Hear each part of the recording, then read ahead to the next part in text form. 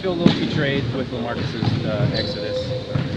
No, I mean, I think LaMarcus had a lot of options, and we went down to Dallas. Neil and I pitched him, and he chose to go a different direction. We made it to his last few choices, and he was good enough to call me up and explain his decision and all that. So, it's tough for a franchise because we were all thinking that we had a real shot at getting him back, but in the end he chose to go a different direction, and now it's a new day and we've moved on, and I think you can feel the excitement, the energy in the gym now. That said, how hard is it to swallow and having to go through another roster rebuild, particularly when you seem so close to? Well, I mean, it's always a transition, but I was trying to figure out how many times we've done a rebuild here. I think 3, but you guys will probably correct me on that, I'm sure. But I probably more than a lot of owners enjoy seeing young players develop. Always have, always will, and that's also been a hallmark of other teams like the Seahawks that I've been involved with. So seeing young players develop, and I think if you watch some of the players that Neil's brought in here, we've been very lucky to be able to bring those in and be able to pivot from being a playoff team to being a team that's going through a transition to hopefully be back in the playoffs before too long. So we'll see. So do you think it's fair to call this a rebuild? Rebuild, retool.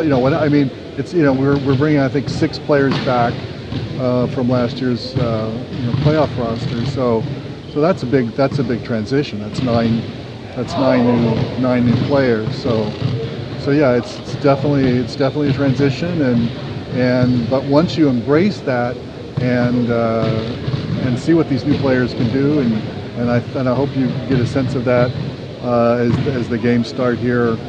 I guess it's Monday. I guess we have the game. So that's exciting, and it's going to be an exciting season for the fans. What was it about Dame that gave you confidence to make him the richest player in franchise history?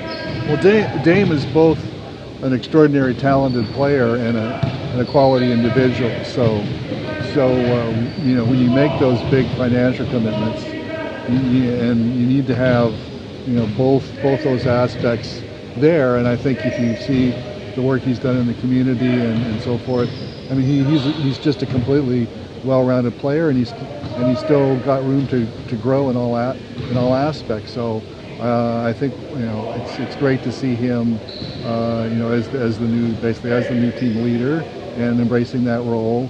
What he did to bring all the players together in the off season was fantastic.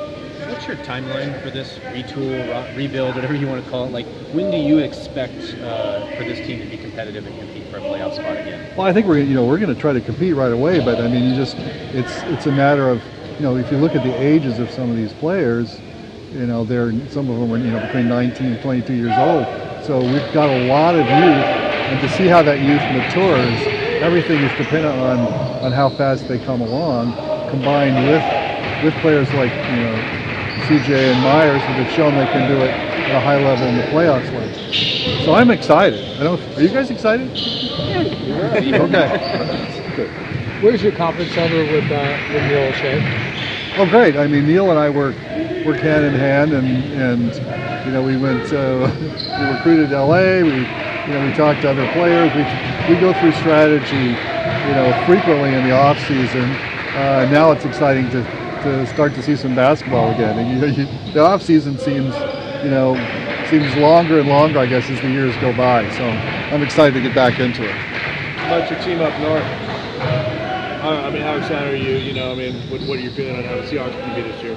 Well, I think anytime you come 1 yard short from winning the second Super Bowl in a row, that's a challenge to get back at it the next year, and we've gone through a number of contract extensions and other things, and so I think you're gonna see the team improve over the next few games. But look, it's a very, very competitive league.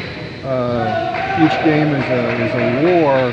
It's a little different in the NBA. We've got so many games. You can see things change dramatically over the course of the season. So we'll see how things go. It's a different sport, but does the Seahawks situation with building on young players, does that give you confidence that you guys can win here soon with younger players? Well, I mean, if you remember, when we drafted,